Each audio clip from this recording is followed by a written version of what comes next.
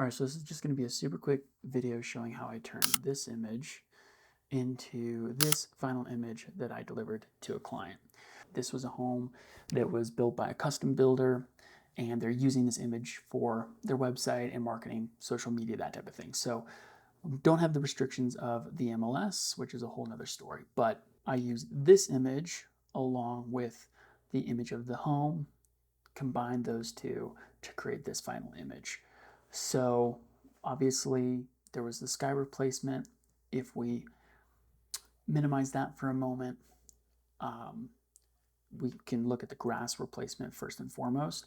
So a few different layers here, but the key here was using a, a stock image with grass that had the light direction and light pattern and shadows that fit the scene, right? So, in the actual scene itself, you can see the sun over here in the top right hand corner.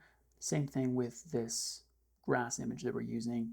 The sun's in the top right hand corner. So the shadows and everything make sense to be in our image. So we created a few layers here, masked in the grass just around the house, around the sidewalk, and then we used a dodge and burn layer to kind of bring back some of these shadows. These trees were casting shadows, as you can see in the original, as well as the home casting some shadows. So tried to preserve that with some dodging and burning in its own layer.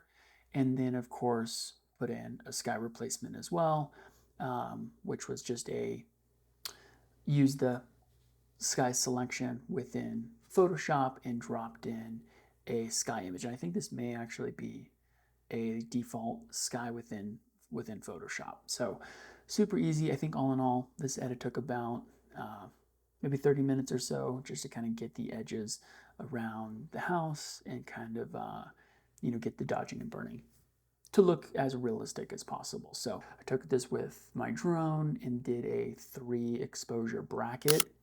And so the before was basically the HDR blended image, and then the sky replacement and the grass replacements. So for this final image here.